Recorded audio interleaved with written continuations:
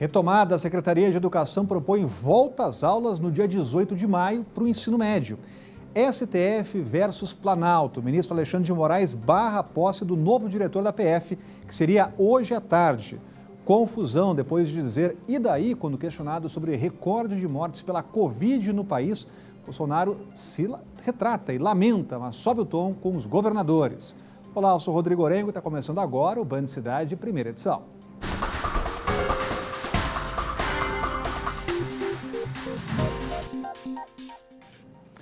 O DF não registrou nenhuma morte por coronavírus nas últimas 24 horas. Desde o começo da pandemia, foram 28 mortes e 1.384 testes positivos. A boa notícia é que 791 pessoas estão totalmente recuperadas da doença aqui em Brasília. Agora, nesta terça-feira, o Brasil somou 5.017 mortes por Covid-19.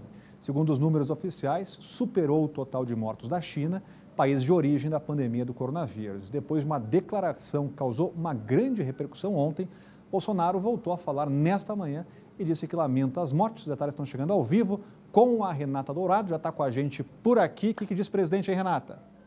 Pois é, Rodrigo, muito boa tarde para você, uma ótima tarde para todos que estão aí nos acompanhando, exatamente isso que você falou, né? Ontem, vamos um pouco repercutir o que o presidente falou ontem para que a gente possa compreender todo esse contexto.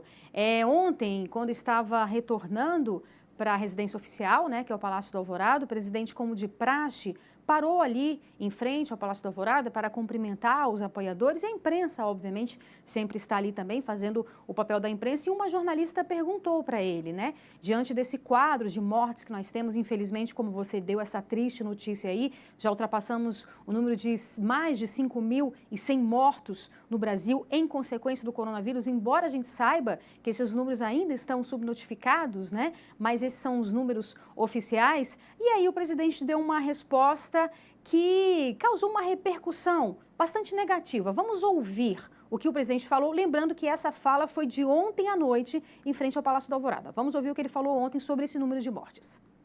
E daí? Lamento. Quer que faça o quê? Eu sou Messias, mas não faço milagre. As mortes de hoje, a princípio, essas pessoas foram infectadas há 2 semanas. A princípio. É que eu digo para vocês, o vírus vai atingir 70% da população. Infelizmente é a realidade. Pois é, e daí não sou Messias, né? Então a repercussão negativa foi imediata. Hoje pela manhã o presidente Bolsonaro participou de uma reunião com parlamentares também no Palácio do Alvorada e na saída ele voltou a parou novamente, né, cumprimentou ali os apoiadores e estava bastante irritado com a imprensa, Rodrigo, porque na avaliação do presidente, a imprensa chamou a imprensa de mentirosa, disse que a imprensa deturpou o que ele falou. A fala está aí, né? Mas ele fala que deturpou, que não foi exatamente esse o contexto, que tirou do contexto e que ele lamenta, assim, claro, como presidente, ele lamenta todas essas mortes. Vamos ouvir agora o que o presidente falou nesta manhã, na saída ali do Palácio do Alvorada também. Você quer me conduzir? Você não vai me conduzir. Questão de morte. A gente lamenta as mortes profundamente. Sabia que ia acontecer. Tá? Agora, quem tomou todas as medidas restritivas foram os governadores e prefeitos. Como disse o colega de Santa Catarina agora há pouco aqui. Tá? Eu, desde o começo, me preocupei com vida e com emprego. O desemprego também mata. Então, essa conta tem que ser perguntada para os governadores. Só para finalizar, Rodrigo, hoje o novo ministro da Saúde vai participar de uma reunião virtual com os senadores, né, vai responder perguntas dos senadores, é a primeira vez, portanto, ele que assumiu recentemente que vai enfrentar o parlamento. A gente sabe que ali tem deputados da base governista, mas também tem deputados de oposição e, entre outras coisas, ele deve ser questionado sobre o apoio, o suporte, sobretudo que o Ministério da Saúde vem dando aos estados, municípios e também aqui ao Distrito Federal. É isso, Rodrigo. Renata, continua de olho e olha, a Justiça Federal deu um prazo de 48 horas para o GDF explicar a retomada de parte do comércio na próxima semana. O pedido foi feito pelo Ministério Público, que argumenta o risco de sobrecarga do sistema de saúde com a liberação e pede que sejam mantidas somente as atividades consideradas essenciais. O GDF precisa apresentar agora os dados científicos, pesquisas e pareceres técnicos que justifiquem a reabertura. A gente entrou em contato com o Buriti e, por nota, o governo informou apenas que vai responder no prazo e aguardar uma decisão da Justiça. O assunto é tema para o Cláudio Humberto. O presidente Bolsonaro tem sido muito criticado, e com toda razão, pela defesa que faz do fim do isolamento. Ele não tem nenhum embasamento técnico, científico, médico para fazer essa defesa. Mas, de outro lado, a gente vê também que há setores que pedem o contrário sem, igualmente, nenhum critério técnico. É o caso da ação judicial movida pelo Ministério Público Federal no DF, o Ministério Público do Distrito Federal e o Ministério Público do Trabalho, que se juntaram para ir à Justiça para que se obrigue o governador do Distrito Federal a decretar o isolamento, o confinamento dos setores não essenciais. Olha, este não é momento de tentar, de alguma maneira, mostrar serviço, e nem tampouco de aparecer em cima de uma epidemia tão grave como essa que nós enfrentamos. Sentindo muito a crise provocada pela pandemia do coronavírus, o Sindicato das Academias do DF encaminhou ao GDF um pedido de reabertura gradual do setor, com uma cartilha estabelecendo regras para que os espaços funcionem de forma segura. Veja aí na reportagem. As academias do Distrito Federal seguem fechadas há mais de um mês e muitos clientes estão optando por cancelar os planos, já que não podem usar o serviço. A debandada dos clientes chegou a 40%. E por causa disso, o Sindicato das Academias do DF já contabilizou mais de 4.400 demissões no setor.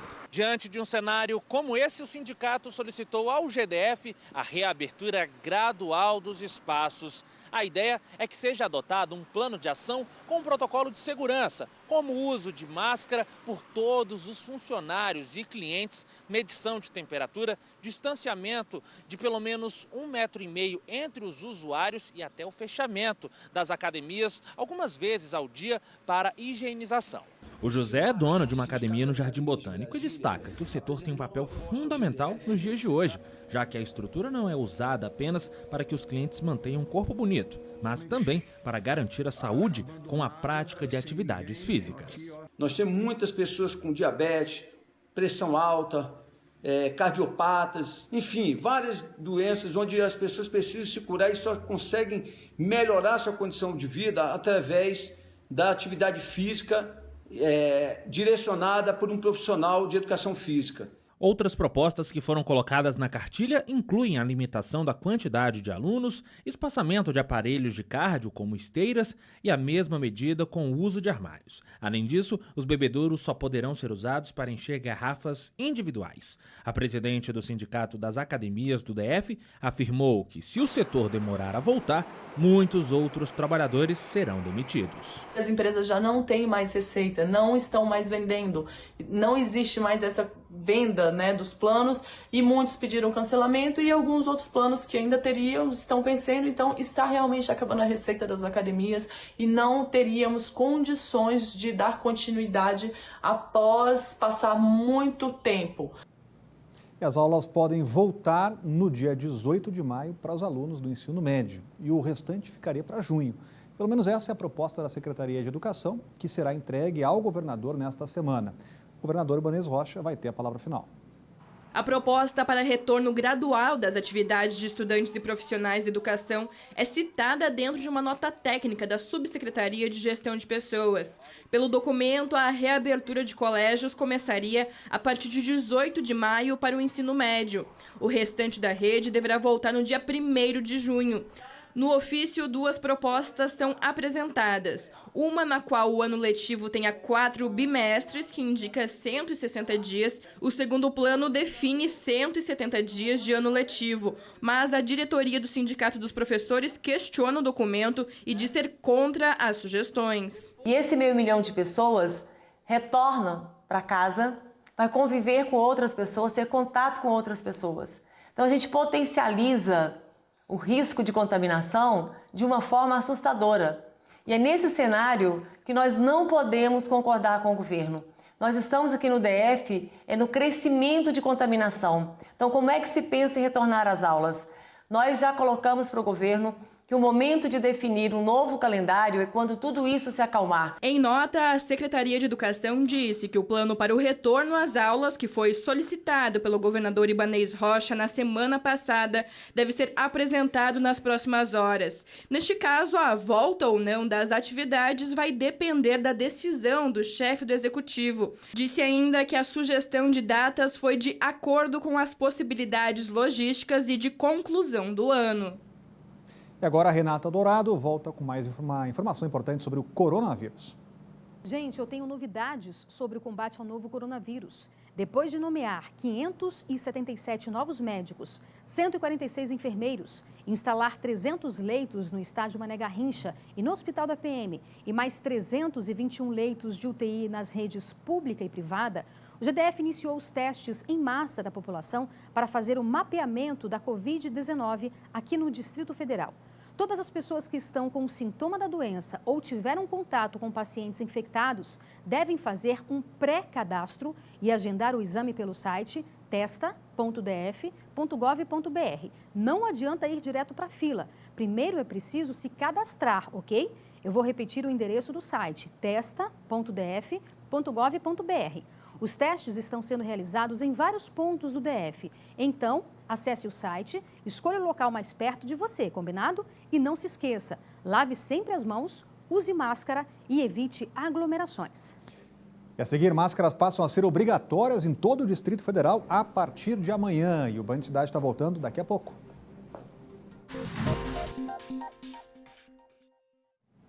O ministro do Supremo Tribunal Federal, Alexandre de Moraes, suspendeu a nomeação de outro Alexandre, o Ramagem, que tomaria posse hoje à tarde no Palácio do Planalto como diretor da Polícia Federal. A gente volta a falar ao vivo com a Renata Dourado, quando, como diz a Band News, Renata, em um segundo tudo pode mudar. O que apresentou aí de alegação nessa decisão, hein, Renata? Pois é, que reviravolta, né, Rodrigo? Como você bem disse, a posse estava prevista para hoje à tarde, lá no Palácio do Planalto. Olha, o ministro Alexandre de Moraes, ministro do Supremo Tribunal Federal, ele aceitou um pedido do partido político PDT. Então, assim que saiu a nomeação no Diário Oficial de ontem, a nomeação de Alexandre Ramagem para assumir a direção-geral da Polícia Federal, horas depois, o partido PDT entrou com essa ação, alegando o seguinte: o que eles falam nessa ação? Que foi aceita, portanto, pelo ministro Alexandre de Moraes. Olha, a gente sabe que essa prerrogativa do presidente da República fazer essa nomeação, fazer essa escolha. Só que eles alegam que o presidente está ferindo preceitos constitucionais, como da impessoalidade. E essa ação foi aceita pelo ministro Alexandre de Moraes, que fala exatamente isso, né? Reforça que cabe sim ao presidente da República fazer essa nomeação, fazer essa escolha, mas que o presidente Bolsonaro feriu preceitos constitucionais como da impessoalidade e também do interesse público. E o próprio ministro Alexandre de Moraes pegou como base as declarações do ex-ministro da Justiça, Sérgio Moro. A gente lembra aqui aquela repercussão grande que deu quando o Moro, ao afirmar que estava saindo do governo, ele alegou, entre outras coisas, que o presidente Bolsonaro estava tentando interferir politicamente na Polícia Federal. E o Moro chegou a dizer que ouviu várias vezes do presidente Bolsonaro o seguinte: olha, o presidente Bolsonaro teria dito: eu quero alguém na Polícia Federal, no comando geral, na direção geral da Polícia Federal, alguém da minha confiança, alguém com quem eu possa fazer ligações diariamente e ter, inclusive, relatórios sigilosos do trabalho da Polícia Federal, o que é inconstitucional. E o presidente Bolsonaro teria dito, de acordo com o ex-ministro Moro, que ele, inclusive, gostaria ali de ter acesso a investigações do próprio filho, dos filhos do presidente Bolsonaro. E por essas razões, a gente sabe que o Moro saiu do governo e o ministro Alexandre, ele cita exatamente essas alegações aí, portanto, suspendendo. É uma decisão liminar, uma decisão, como a gente está falando, de um único ministro. Possivelmente esse tema deve ser levado para o plenário do Supremo Tribunal Federal, não tem data para ser analisado, mas a gente fica acompanhando, a gente já viu essa história antes, né, Rodrigo? Inclusive com o próprio ex-presidente Lula. Então é isso, agora a gente vai ouvir o comentário do Cláudio Humberto sobre esse assunto. Olha, essa decisão do ministro do Supremo Tribunal Federal de anular a nomeação do diretor-geral da Polícia Federal só mostra como o governo de Jair Bolsonaro está fraco e está enfrentando mesmo problemas sérios do ponto de vista institucional.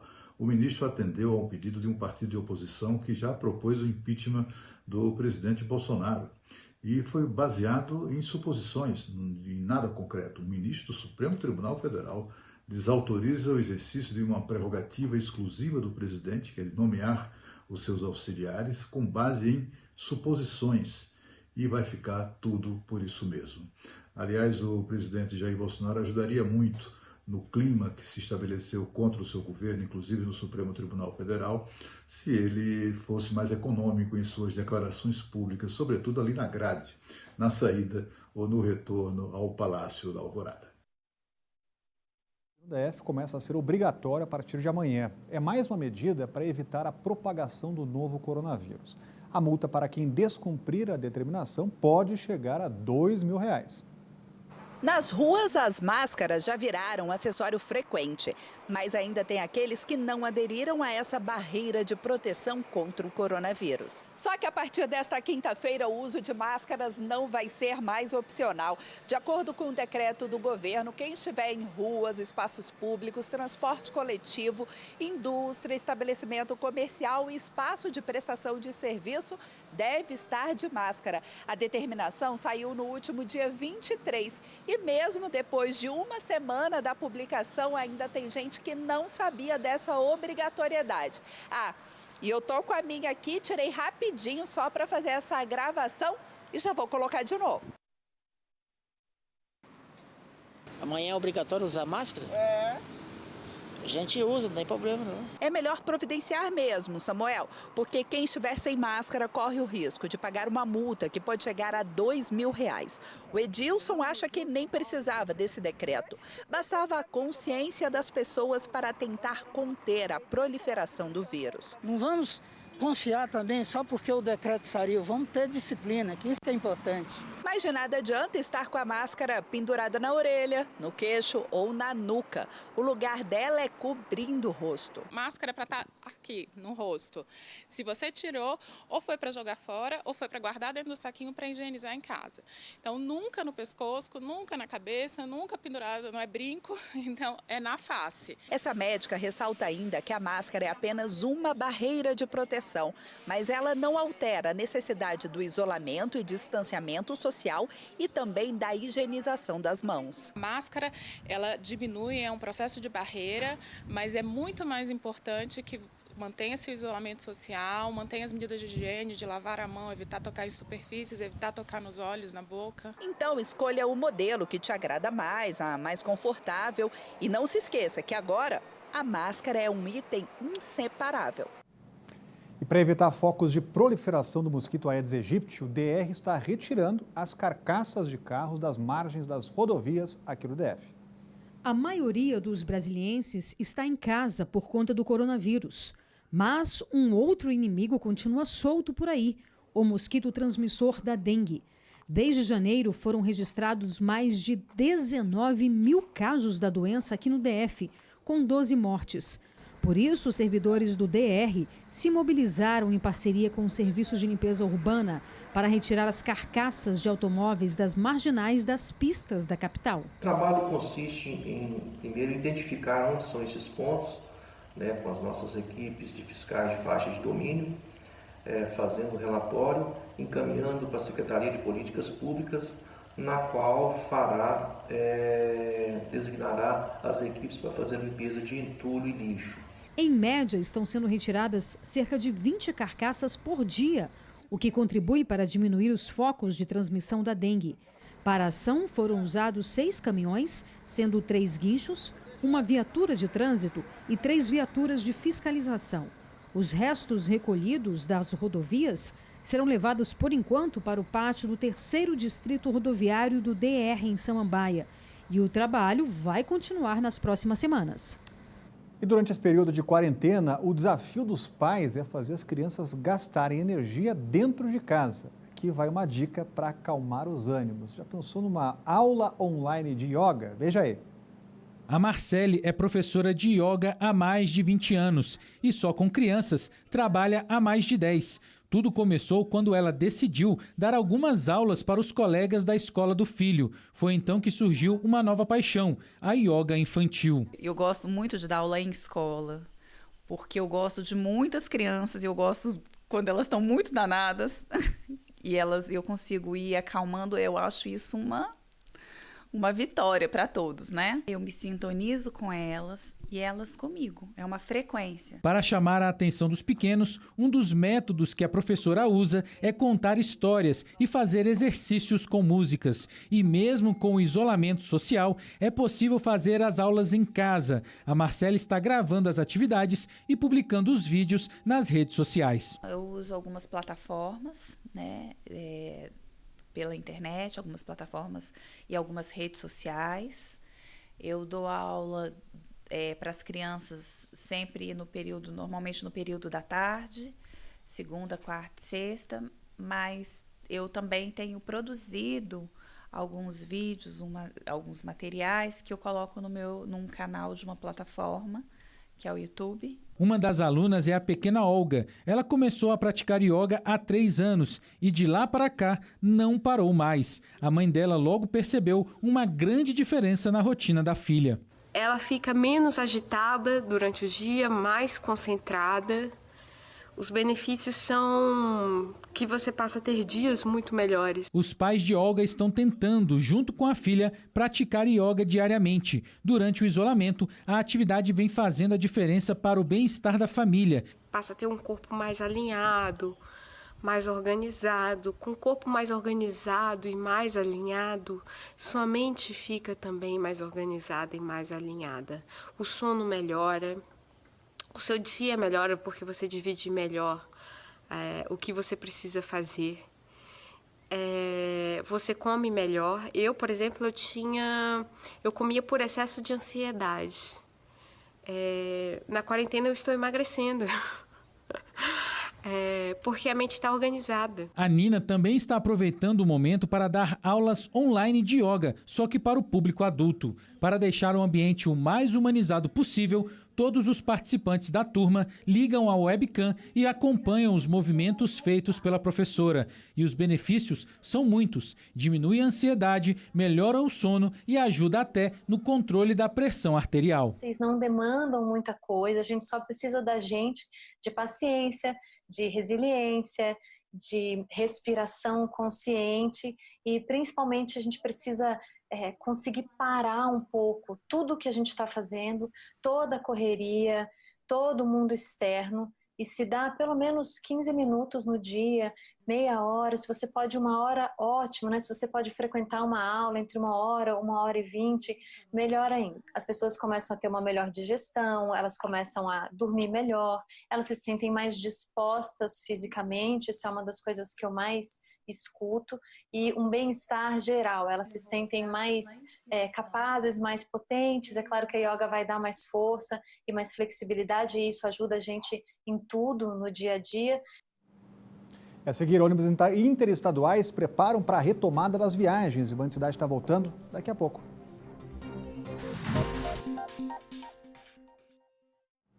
Foi aprovado ontem na Câmara Legislativa do DF projeto de lei que permite que pessoas de baixa renda tirem a carteira nacional de habilitação de graça. Os distritais também foram unânimes e aprovaram ainda que cursos e treinamentos também sejam de graça para as pessoas inscritas nos programas assistenciais do Cadastro Único. A gratuidade vale para todas as categorias de motoristas e o projeto segue agora para a sanção do governador. Olha, o movimento de passageiros caiu bastante desde que o isolamento social começou. A procura pelo aeroporto de Brasília caiu quase 40%. No mês passado, 840 mil passageiros circularam pelo terminal. No mesmo período de 2019, o número ultrapassava 1 milhão. A queda foi maior e registrada na rodoviária interestadual de Brasília, quase 90%. Mas a Associação Brasileira de Empresas de Transporte Terrestre já estuda alternativas para recuperar a clientela no período pós-pandemia. Não precisaria de estatística para constatar que o movimento na rodoviária interestadual caiu bastante. Mas se é para falar em números, as viagens de ônibus sofreram uma redução de 88% desde o início da pandemia do coronavírus. Quem não tem alternativa e precisa viajar, faz o trajeto com medo. Você não sabe o que outra pessoa pode ter, desde uma gripe até mesmo esse coronavírus que a gente está tendo no momento. Então, não deixa de ter receio. O pior ainda é você passar para quem você gosta. No trabalho, no meu caso, no meu trabalho, para a família, para os amigos. Na hora de comprar a passagem, a dona Ilza teve a preocupação de ver se teria alguém viajando na poltrona ao lado. Inclusive, eu comprei uma poltrona onde não tinha ninguém perto. E como está bem reduzido, não tem, às vezes... No dia que eu vim, tinha uns 8 passageiros só. Esse medo dos passageiros e as recomendações dos órgãos de saúde fizeram com que as empresas tomassem atitudes para garantir a segurança durante as viagens. De modo a reduzir o risco de proliferação do coronavírus. Assim como a ocupação do veículo sempre fica 30% menor do que a capacidade total do veículo. Além disso, está sendo avaliada uma redução no preço das passagens para os próximos meses. Nesse momento, nós vamos ter que avaliar como o mercado vai se comportar. Primeiro, que as empresas têm tido muita variação nos insumos do transporte. O preço do combustível tem variado, o preço de peças, o preço de pneus, tudo isso tem variado um pouco diante dessa crise, mas especialmente a renda dos passageiros.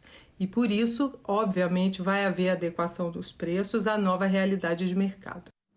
E hoje vamos mostrar o vídeo que foi enviado aqui pela Band e pela Camila. Mesmo com a pandemia, pequena não deixou de treinar. Olha aí, na companhia do pai, a menina de 4 anos, olha só, faz os treinos de jiu-jitsu na sala de casa e tem muita disposição. O treino inclui polichinelos, a gente está vendo aí, e os agachamentos. É isso aí, Camila, está com a corda toda. E mande você também seu vídeo aqui, o nosso número é o 999769204.